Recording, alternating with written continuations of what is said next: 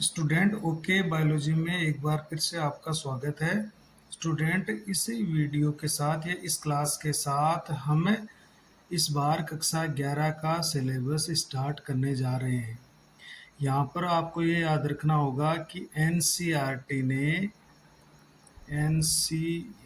ने 2023-24 से सिलेबस में कुछ संशोधन किया है, जिसमें कुछ चैप्टर हटा दिए गए हैं और कुछ चैप्टर में टॉपिक हटाए हैं, उसमें संशोधन हुआ है।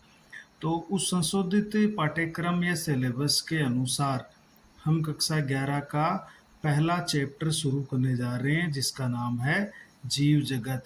तो फर्स्ट चैप्टर है जीव जगत। तो उस चैप्टर को हम शुरू करने जा रहे हैं, जिसमें उसका पहला टॉपिक है जीव जगत में विविधता। तो इस 11वीं क्लास के सिलेबस में हम केवल वही चैप्टर और टॉपिक पढ़ेंगे जो एनसीईआरटी ने 2023-24 से संशोधित कर दिए हैं। तो उसमें फर्स्ट चैप्टर में जिसका फर्स्ट टॉपिक है जैव जगत में विविधता, तो इसको पढ़ने जा रहे हैं। तो देखिए, इस टॉपिक का मतलब है जो जीव जगत है जिसमें सजीव रहते हैं, उनमें विविधता यानी अनेक प्रकार के जीव जंतु पृथ्वी पर निवास करते हैं। तो उनके बारे में अपन पढ़ने वाले हैं कि किस तरह से हम उन अनेक प्रकार के जीव जंतुओं को जो इतनी विविधता लिए हुए हैं उनका अध्ययन करें, उनको समझें, उनको पहचानें और उनके बारे में हम अन्य कोई विशेष जानकारी प्राप्त करें। तो पृथ्वी पर जीवों में दोनों आ जाते हैं, पादप व जंतु। तो जीवों की विभिन्न जातियां पाई जाती है। पृथ्वी पर अब तक ज्ञात तथा वर्णित जातियों की संख्या यानी टोटल जो स्पीसीज है जो अभी खोजी जा चुकी है वो लगभग 1.7 मिलियन से लेकर 1.8 मिलियन तक है। मतलब अभी तक हम केवल इतनी ही जातियां खोज पाए हैं। कुछ वैज्ञानिक तो ये मानते हैं कि पृथ्वी पर 7 मिलियन यानी 70 लाख जातियां पाई जाती है, जिनमें से हम अगर इनको लाख में कन्वर्ट करें तो 17 से 18 लाख जातियां ही हम अभी खोज कर चुके हैं और उनका हम अध्ययन कर चुके हैं। यानी 7 मिलियन से भी 1.7 यानी 1.7 और 1.8 तक यानी 17 से 18 लाख स्पीसीज की हम खोज कर चुके हैं। अभी हजारों जातियां ऐसी है जिनकी खोज करना शेष है। अतः पृथ्वी पर जीवों की विभिन्न प्रकार की जातियों का पाया जाना ही जैविक विविधता या बायोलॉजिकल डाइवर्सिटी कहलाता है। तो हमारी पृथ्वी पर जो तरह तरह की जीवों की जातियां पाई जाती है, चाहे वो पौधों की हो चाहे जंतुओं की हो, ये जो इनमें विविधता है यही इनकी जैविक विविधता कहलाती है। विश्व में लाखों पादप व जंतु पाए जाते हैं जिन्हें हम उनके स्थानीय नाम यानी लोकल नाम से जानते हैं। तो ये लोकल नाम जगह के हिसाब से अलग अलग हो जाते हैं। ये स्थानीय नाम एक ही देश में, देखिए, एक ही देश के विभिन्न स्थानों के अनुसार बदलते रहते हैं। एक ही देश में अलग अलग राज्यों में उनके नाम कई बार अलग अलग हो जाते हैं। तो जब अपन पूरे विश्व की बात करें तो उसमें और भी ज़्यादा ये परिवर्तन या बदलाव नामों में देखने को मिलता है। एक ही जीव विश्व में अलग अलग नामों से जाना जाता है। तो ऐसी स्थिति में जीवों को पहचानने में कठिनाई होती है। तो देखिए, उन जीवों को फिर पहचानना बड़ा मुश्किल हो जाता है, क्योंकि अलग अलग देशों में या एक ही देश के अलग अलग स्थानों पर एक ही प्रकार के जीव को अलग अलग नामों से पुकारते हैं। तो फिर हम उसको क्या माने? तो जीवों के विभिन्न स्थानीय नामों से उनको जानना और पहचानना कठिन है और उनका अध्ययन करना भी मुश्किल है। तो अगर अलग अलग नाम होंगे तो जीव की लिस्टिंग करना, उसकी स्टडी यानी अध्ययन करना, उनको पहचानना, उसको फिर एक नाम से पुकारना, ये बड़ा मुश्किल हो जाता है। अतः किसी जीव को आसानी से पहचाना जा सके एवं अध्ययन में सरलता हो। इसके लिए वैज्ञानिकों ने क्या किया है, प्रत्येक ज्ञात जीव को वैज्ञानिक नाम देने की प्रक्रिया बनाई है। तो वैज्ञानिकों ने ये कहा कि क्यों न प्रत्येक जो हमने खोज लिया है उस जीवों को वैज्ञानिक नाम दे दिया जाए और वो पूरे विश्व में उसी नाम से जाना जाए। तो ऐसी प्रक्रिया वैज्ञानिक नाम देने की प्रक्रिया बनाई है, जिसमें जीव को एक ऐसा मानक नाम दिया जाता है जिससे वह उसी नाम से संपूर्ण विश्व में जाना जाता है। तो हम उसको एक ऐसा स्टैंडर्ड या ऐसा एक मानक नाम दे देंगे और उसी नाम से वो पूरे विश्व में जाना जाएगा।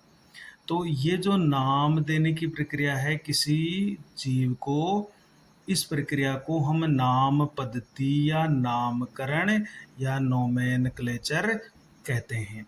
तो वैज्ञानिकों ने जीवों को पहचान करने, फिर उनको अच्छी तरह से अपन उसको बारे में जान सकें, उनको बारे में पढ़ सकें अच्छी तरीके से, तो इसके लिए वैज्ञानिक नाम देने की प्रक्रिया अपनाई है। और आज हम जानते हैं कि प्रत्येक जीव का हमारे पास वैज्ञानिक नाम मौजूद है, जो पूरे विश्व में उसी नाम से जाना जाएगा। कम से कम वैज्ञानिक नाम तो पूरे विश्व में उसका वही रहेगा जो वैज्ञानिकों ने उसको प्रदान किया है।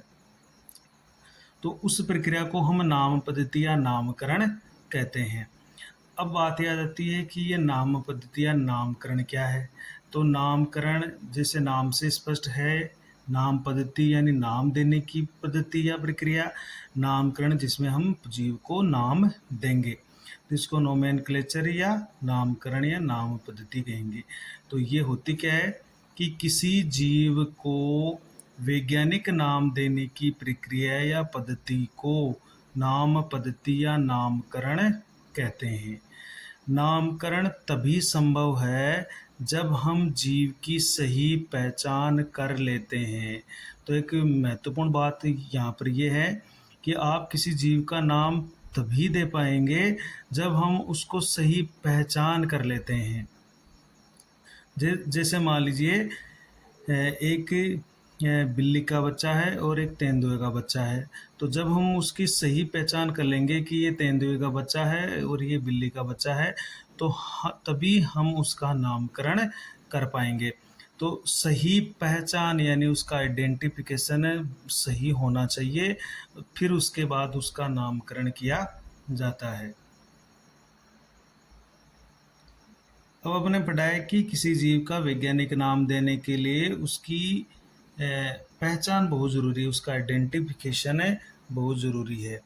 तो आइडेंटिफिकेशन क्या होता है, हम किसी जीव का आइडेंटिफिकेशन कब करते हैं